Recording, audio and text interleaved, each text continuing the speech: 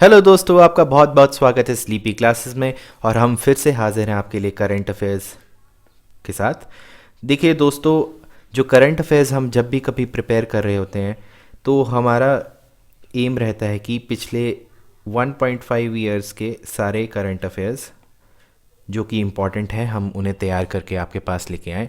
और ये सिर्फ ना कि सिर्फ ईपीएफओ एग्ज़ाम के लिए, बाकी एग्ज़ाम भी आपने भरे होते हैं गवर्नमेंट जॉब्स के, उसके लिए भी बहुत इम्पॉर्टेंट है। ठीक है जी, तो आप इन करंट अफेयर्स इन वीडियोस को प्लीज़ रिवाइज करते रहिए, क्योंकि बहुत चांसेस हैं कि इनके क्वेश्चंस आपको किसी ना किसी एग्ज़ाम में और ईपीएफओ में भी टक्कर सकते हैं। चलिए शुरू करते हैं। तो ये कुछ स्टेटमेंट्स दी हैं। जो international day for biological diversity था 2020 का, वो 22 मई को सेलिब्रेट किया गया था, एक स्टेटमेंट है। दूसरी स्टेटमेंट है, जो थीम है 2020 की, वो थी saving the biodiversity for our future. तो इसमें से कौन सी स्टेटमेंट करेक्ट है? जी हाँ दोस्तों, इसकी सिर्फ एक ही स्टेटमेंट करेक्ट है, ये गलत है। ठीक है जी, तो इसका सही आंसर क्या है? Only one. चलिए, तो जो थीम थी, देखिए आपकी कोई भी ऑर्गेनाइजेशन हो या कोई भी इवेंट हो, उसमें थीम काफ़ी ज़्यादा इम्पॉर्टेंट होती है। और रिसेंटली हम जितने भी करंट अफेयर्स डाल रहे हैं उसमें थीम से रिलेटेड काफ़ी ज़्यादा क्वेश्चंस रिपीटेड हो रहे हैं। तो इसीलिए हम सजेस्ट करते हैं कि आप वीडियोस को बार बार देखें, नोट्स बनाते रहें पेन पेपर पे। ठीक है जी, क्योंकि थीम्स जो हैं वो बहुत इम्पोर्टेंट। तो 2020 की थीम क्या थी? Our solution are in nature. मतलब कि हमारे जो सॉल्यूशन है वो प्रकृति में ही है। ठीक है जी, तो थीम क्या हाईलाइट करती है कि नेचर बेस्ड सॉल्यूशन निकालने हैं। किसके? क्लाइमेट के, फूड के, वाटर स्केर्सिटी के, सिक्योरिटी के, और सस्टेनेबल लाइवलीहुड। मतलब कि इस तरीके से हमें अपनी जीवनी जीनी है कि हमारे जो नेचुरल रिसोर्सेज हैं उनको हम कंजर्व कर सकें और आगे बढ़ सकें। ठीक है जी, ताकि हमारी बायोडाइवर्सिटी सस्टेनेबल रहे। ठीक है जी, और जो इसके अलावा और भी डेट्स हैं जो कि आप याद रख सकते हैं। 22 मार्च को हमारा वर्ल्ड वाटर डे होता है और 22 अप्रैल को अर्थ डे होता है। ठीक है जी, चलिए अगले क्वेश्चन पे आते हैं। अगला क्वेश्चन है कि फिर से स्टेटमेंट्स हैं कि जोग्राफिकल इंडिकेशन स्टेटस जो जीआई है वो है इंडिकेशन जो कि आइडेंटिफाई करता है गुड्स हैविंग स्पेशल कैरेक्टरिस्टिक्स। ठीक है जी, originating from a definite geographical territory. इसका मतलब ये है कि सपोज़ अगर मैं हिमाचल प्रदेश के चंबा के डिस्ट्रिक्ट में रहता हूँ, तो वहाँ पे चंबा रुमाल जो है, ठीक है जी, उसको जोग्राफिकल इंडिकेशन टैग दे दिया गया। तो वो जीआई टैग जो है वो चंबा से रिलेटेड है, और जो ये रुमाल है वहाँ के पर्टिकुलर लोग ही बनाते हैं। ठीक है जी, तो उस पर्टिकुलर जोग्राफी से रिलेटेड है। पहली स्टेटमेंट ये है। दूसरी स्टेटमेंट है कि जीआई ऑफ गुड्स एक्ट 1919 जो है, जीआई गुड्स एक्ट 1999, वो करता है, एडमिनिस्ट्रेट कौन करता है? Controller general of patents, design and trademark. तो ये दो स्टेटमेंट्स हैं, इनमें से कौन सी करेक्ट है? जी हाँ दोस्तों, दोनों ही करेक्ट हैं, ये दोनों स्टेटमेंट करेक्ट हैं। और इसका जो हेडक्वार्टर्स है वो कहाँ पे है? चेन्नई। चेन्नई। चलिए इसके बारे में थोड़ा जानते हैं, ये क्यों कंटेक्स्ट में था। ये थोड़ा सा इम्पॉर्टेंट है, इसके प्लीज़ ध्यान दीजिएगा। मणिपुर, गोरखपुर, कश्मीर, झारखंड और तेलंगाना ने कुछ जीआई टैग्स मिले उनको। ठीक है जी, तो मणिपुर में क्या है? चाखाओ। ठीक है जी, ये क्या है? एक सेंटेड ग्लूटेनस, ग्लूटेनस मतलब जो ग्लू की तरह होता है, थोड़ा सा स्टार्ची होता है, स्टिकी राइस। सेंटेड मतलब खुशबूदार। तो इसकी बेसिक क्वालिटी क्या है कि ये राइस जो है वो काली होती है, ब्लैक इन कलर होती है, और 40 से 45 मिनट ज़्यादा टाइम लेती है। वो इसलिए क्योंकि इसके अंदर फाइबर कंटेंट ज़्यादा होता है। ठीक है जी, इस चावल में फाइबर कंटेंट ज़्यादा होता है, मणिपुर के चाखाओ। ठीक है जी, और ये बेसिकली कम्युनिटी फीस जो होती हैं ट्राइबल एरियाज़ की, उसमें चाखाओ खीर बनती है। तो मणिपुर की चाखाओ। ठीक है जी, फिर गोरखपुर जो है उत्तर प्रदेश में, वहाँ से टेराकोटा टॉयज़ जो होते हैं, टेराकोटा टॉय या डॉल बोल सकते हैं। ठीक है जी, तो इसकी क्या खासियत है कि ये जो जितनी भी टॉय या डॉल बनी है, ठीक है, वो बेयर हैंड से बनाई हुई है, मतलब हाथों से ही बनी है, उसमें कोई आपकी मशीन वगैरह नहीं यूज़ है ये, ठीक है जी। और ये कबिस क्ले करके एक सॉइल होती है, उससे बनी गई है, ठीक है जी। और जो पॉटर हैं वो कोई भी कलर यूज़ नहीं करते हैं, ठीक है जी। वो सिर्फ सोडा और मैंगो ट्री बार्क को यूज़ करते हैं और उन्हें बेक करते हैं। बेक मतलब कि भट्टी में डालते हैं। तो गोरखपुर के टेराकोटा टॉय हो गए। इसके अलावा कश्मीर सैफरन, ये तो जी आप सभी ने कहीं ना कहीं देखा ही होगा, यूज़ भी किया होगा। तो ये क्या है कि ये करेवा जो है जम्मू एंड कश्मीर, वहाँ पे कल्टीवेटेड होता है। और इसकी स्पेशलिटी ये है कि 1600 और 1800 मीटर जो है अबव मीन सी लेवल, इस हाइट पे ये इसकी पैदाइश होती है। तो ईरान जो है वो लार्जेस्ट प्रोड्यूसर ऑफ सैफरन है। इंडिया जो है क्लोज कॉम्पिटिटर है, ठीक है जी। तो कश्मीर का सैफरन हो गया। अब आते हैं सोहराई खोवर पेंटिंग्स। सोहराई खोवर पेंटिंग्स क्या है? ये एक झारखंड बेस्ड पेंटिंग्स हैं जो कि ट्रेडिशनल और रिचुअलिस्टिक म्यूरल आर्ट है। अब म्यूरल आर्ट क्या होता है? म्यूरल जो होते हैं वो दीवारों पे सीधे ही चिपका दिए जाते हैं, ठीक है जी। अगर ये आपकी दीवार है तो उस पर सीधे ही चिपका दिया जाते हैं। और ये जो सोहराई खोवर पेंटिंग्स है, ये बिरसा मुंडा जो आपका एयरपोर्ट है, बिरसा मुंडा एयरपोर्ट, वहाँ पे भी लगी हुई हैं, ठीक है जी। ये डायरेक्टली वॉल, सीलिंग या परमानेंट सर्फेसिस पे चिपका दिए जाते हैं। तो सोहराई खोवर पेंटिंग्स झारखंड की। फिर आया है हमारा तेलिया रुमाल। ये बेसिकली आंध्र प्रदेश या तेलंगाना, ठीक है जी, इस एरिया में होते हैं। और ये जो होते हैं क्या है, ये हैंडमेड वर्क है कॉटन लूम से। कॉटन लूम्स क्या है कि हम आपके मशीन होती है जो हाथ से ही हम वीव करते हैं, ठीक है जी। और इसके सिर्फ और सिर्फ 3 कलर यूज़ करे हैं, रेड, ब्लैक और वाइट। उसी से ही डिज़ाइन बनते हैं तेलिया रुमाल, ठीक है जी। और ये सिर्फ ट्रेडिशनल हैंडलूम प्रोसेस से ही बन सकता है और किसी और मैकेनिकल मीन से नहीं बन सकता है। और इसकी क्वालिटी जो है वो लूज़ हो जाएगी अगर ये किसी और मीन से होगा। तो ये एक ट्रेडिशनल हैंडलूम प्रोसेस से ही बनेगा, ठीक है जी। तो ये आगे हमारे जीआई प्रोडक्ट्स जिनको आपको रिवाइज करना है, ठीक है। अब हम आते हैं अगले क्वेश्चन पे। तो अगला क्वेश्चन है कि रिसेंटली देवनहाली पोमेलो ट्रीज न्यूज़ में थे, वो क्यों थे और कौन से स्टेट से हैं? तो इसका सही जवाब क्या है? इसका सही जवाब है कर्नाटका। इनके बारे में थोड़ा सा जानते हैं कि कंटेक्स्ट क्या है बेसिकली। तो 50th anniversary of world earth day. तो आप कमेंट सेक्शन में बताइए कि वर्ल्ड अर्थ डे कौन सी डेट को मनाया जाता है, ठीक है जी। और ये ट्रीज़ जो है बैंगलोर इंटरनेशनल एयरपोर्ट लिमिटेड ने लगाए थे, ठीक है जी। किसके अंतर्गत? कॉरपोरेट सोशल रिस्पॉन्सिबिलिटी के अंतर्गत। CSR के बारे में आज आप पढ़ेंगे। CSR पॉलिसी क्या है? ये एक काफ़ी एक्सटेंसिव पॉलिसी है। अगर आप हमारे स्लीपी क्लासेस के दूसरे चैनल पे जाएंगे और सर्च करेंगे CSR के बारे में तो आपको वहाँ पे इन्फॉर्मेशन मिल जाएगी, ठीक है जी। और ये वेराइटी ऑफ सिट्रस फ्रूट है। सिट्रस ट्री क्या होते हैं? जिनमें विटामिन C भरपूर मात्रा में होती है। तो आप कमेंट सेक्शन में बताइए कि कौन से फ्रूट में सबसे ज़्यादा विटामिन C होती है, ठीक है जी। देखिए आपके साइंस का क्वेश्चन भी निकल आया यहाँ से, ठीक है जी। तो ये एक ऑलमोस्ट ब्रिंक ऑफ एक्सटिंक्शन में था ये जो ट्री है। ट्री का नाम क्या है? Devanahalli pomelo trees. देखिए रिवाइज करना बहुत इंपॉर्टेंट है, ठीक है जी। और इसका GI टैग भी मिला हुआ है, इसको GI टैग भी मिला हुआ है, ठीक है जी। और इसको चकोटा नाम से भी जाना जाता है। चलिए तो अगले क्वेश्चन पे आते हैं। अगला क्वेश्चन है असीम पोर्टल जो है वो किस मिनिस्ट्री ने लॉन्च किया था? Ministry of skill development entrepreneurship, ministry of finance and corporate affairs, ministry of agriculture farmer welfare, ministry of micro small and medium enterprises. तो इसका सही जवाब क्या है?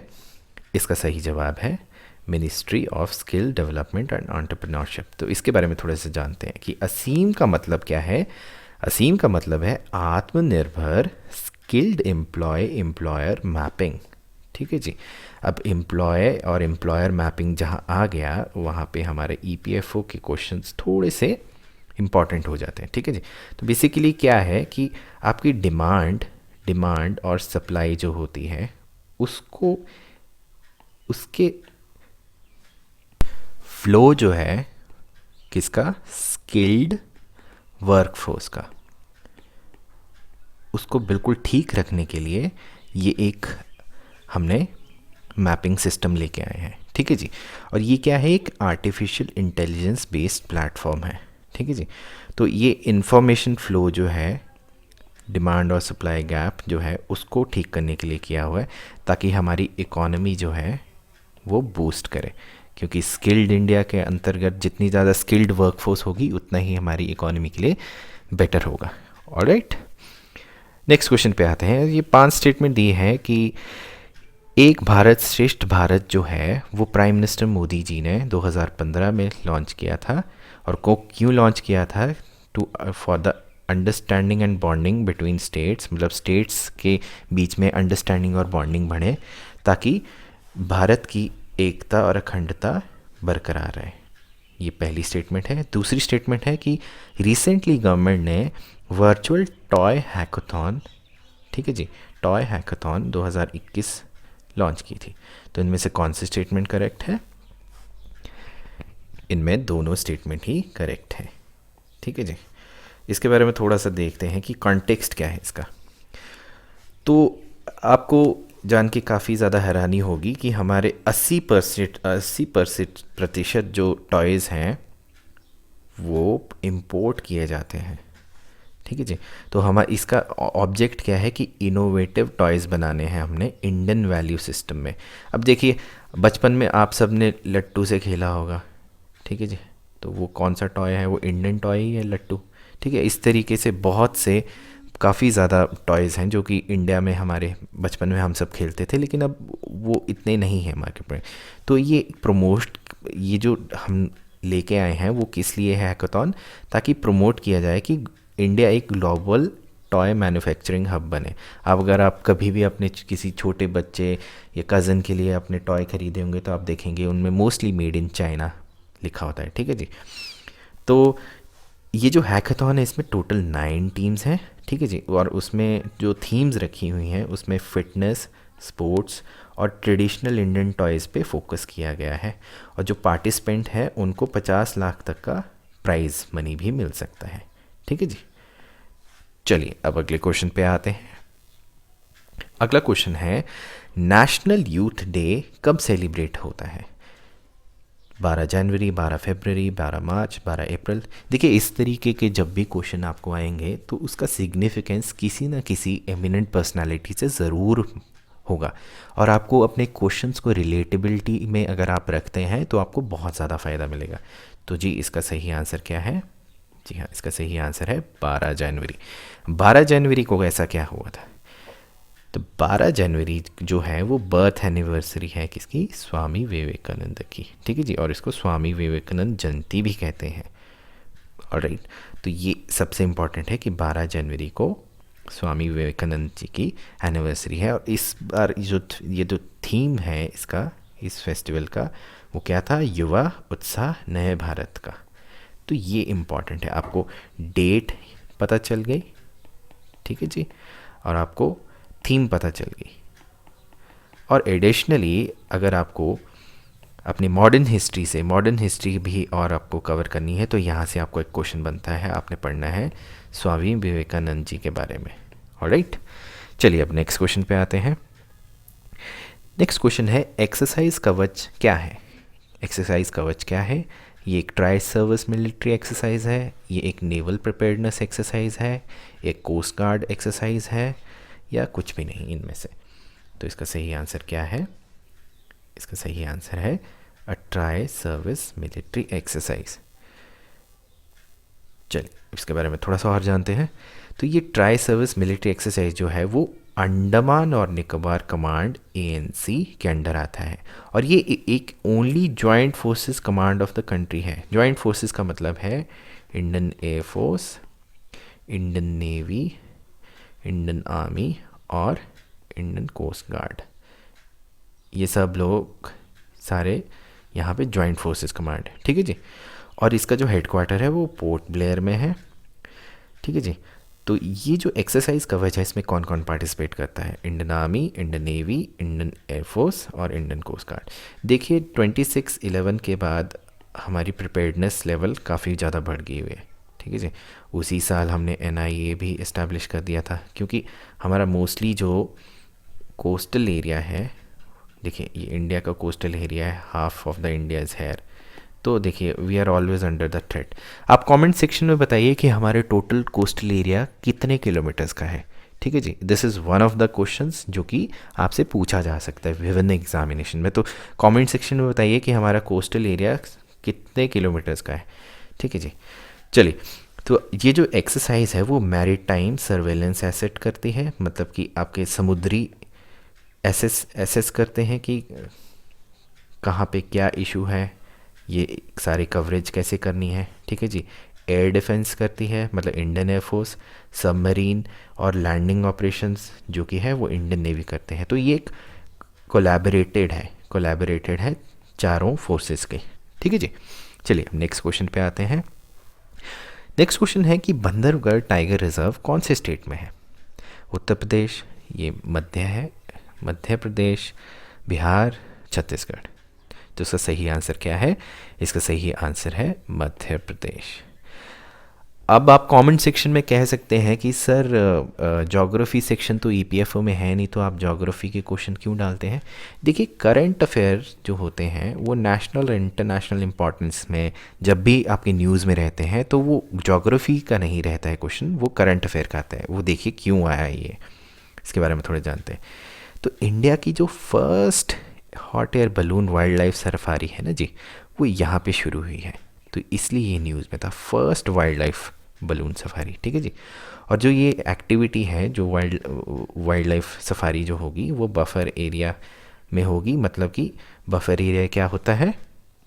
एक ऐसा एरिया जो कि आपने प्रोटेक्ट किया हुआ है, ठीक है जी। जैसे अगर ये वाइल्ड लाइफ सेंचुरी है, यहाँ पे आपको अलाउड नहीं है, तो आप ऑब्वियसली अगर बलून से देख रहे हैं तो बफर एरिया के ऊपर है और वो वाइल्ड लाइफ एरिया भी प्रोटेक्टेड रहेगा और आप डिस्टर्ब भी नहीं करेंगे। तो यहाँ पे क्या क्या देखने के लायक है? लेपर्ड्स हैं, टाइगर्स हैं, इंडियन स्लॉथ बेयर्स हैं और काफ़ी ज़्यादा वाइल्ड एनिमल्स हैं जिनको हाइट से देखे जाते हैं। और ये किसके अंदर है? बफर में सफ़र। ये काफ़ी इंपॉर्टेंट है, बफर में सफ़र, ठीक है जी। ये एक विज़न है और ये टूरिज़्म को काफ़ी ज़्यादा प्रमोट करेगा, ठीक है जी। बफर में सफ़र इज़ इम्पॉर्टेंट। चलिए नेक्स्ट क्वेश्चन पे आते हैं। नेक्स्ट क्वेश्चन है कि मार्टर्स डे जो है वो हर साल बनाया जाता है, सेक्रीफाइस ऑफ शहीद भगत सिंह, सुखदेव एंड राजगुरु, कौन सी डेट को है? तो इसका सही जवाब क्या है? इसका सही जवाब है March 23। चलिए नेक्स्ट इसके बारे में थोड़ा जानते हैं। तो भगत सिंह, सुखदेव, राजगुरु जी जो हैं इनकी इनको शहादत कब हुई थी? March 23, 1931 को। तो भगत सिंह जी ने क्या किया था? उन्होंने हिंदुस्तान रिपब्लिक एसोसिएशन HRA को 1928 में Hindustan socialist Republic association HSRA में किया था। मैं हमेशा मूवीज़ की बात करता हूँ, आप जैसे हिस्ट्री के लिए प्रिपरेशन के लिए गांधी मूवी ज़रूर देखिएगा और लेजेंड ऑफ भगत सिंह, ये मूवीज़ देखना बहुत ज़रूरी है, ठीक है जी। जब भी आपको टाइम मिले, चाहे पार्ट्स में, दोनों ही मूवीज़ शायद आपके यूट्यूब पे अवेलेबल है, इनको देखिए, पेन पेपर के साथ देखिए, क्रोनोलॉजी समझने में इजी होता है, ठीक है जी। तो हिंदुस्तान रिपब्लिक एसोसिएशन किसने फाउंड किया था? राम प्रसाद बिस्मिल, SN सन्याल, योगेश चैटर्जी इन 1923-24, ठीक है जी। चलिए अब अगले क्वेश्चन पे आते हैं। अगला क्वेश्चन है एक्सरसाइज इंद्रधनुष 2020 किस चीज़ से रिलेटेड है? Vaccination of children, vaccination of adults, an Indian air force exercise between Indian air force and royal air force, none of the above. तो इसका सही आंसर है एक्सरसाइज ये है। अब देखिए यहाँ पे आप हम कंफ्यूज क्यों हो जाते हैं? मिशन और एक्सरसाइज डिफरेंट है। मिशन इंद्रधनुष जो है वो वैक्सीनेशन से रिलेटेड है, लेकिन एक्सरसाइज जो है वो एयरफोर्स और रॉयल एयरफोर्स कौन सी है? यूनाइटेड किंगडम के बीच की, मतलब यूके की बीच की एक्सरसाइज है। इसके बारे में थोड़ा सा जानते हैं, ठीक है जी। तो जो इंडियन एयरफोर्स और रॉयल एयरफोर्स है, वो इन्होंने 5वां एडिशन जो है इंद्रधनुष एयरफोर्स स्टेशन हिंडन उत्तर प्रदेश में कंडक्ट करी थी, ठीक है जी। और इसका जो एक्सरसाइज का एडिशन था वो क्या था? Defence and force protection. ये एक्सरसाइजेज होते ही रहते हैं, ठीक है जी। और इसके अलावा जो है हमारी और भी जॉइंट एक्सरसाइज होती हैं इंडिया और यूके के बीच में। नेवी की कौन सी है? कॉन्कन। आर्मी की है अजय वॉरियर, ठीक है जी। तो आप देखिए कि एक्सरसाइजेज इम्पॉर्टेंट हो जाती हैं हमारे मेजर कंट्रीज़ के साथ। आपका होमवर्क जो आज का है वो फ्रांस आ गया, आपका यूनाइटेड किंगडम्स का हमने कवर कर दिया है, यूएसए का कवर कर दिया है, ठीक है जी, और रशिया का। ये हमारे इम्पॉर्टेंट कंट्रीज़ हैं। इनके बीच में हमारी एक्सरसाइजेज कौन कौन सी हैं वो आप कवर ज़रूर कीजिए, क्योंकि प्रोबेबिलिटी बहुत ज़्यादा रहती है 1 या 2 क्वेश्चन की किसी भी एग्ज़ाम में इनके बारे में पूछने की। सिर्फ ईपीएफओ से रिलेटेड नहीं है, किसी भी एग्ज़ाम यूपीएससी के फेवरेट क्वेश्चंस रहते हैं, ठीक है जी। तो इसी के साथ आज के हमारे क्वेश्चंस ख़त्म हुए हैं। आई होप आप सब सेफ़ हों, ठीक है। कि प्लीज़ अपना ख्याल रखिए, कोरोना बढ़ता जा रहा है, मैं हर वीडियो में यही कहता हूँ।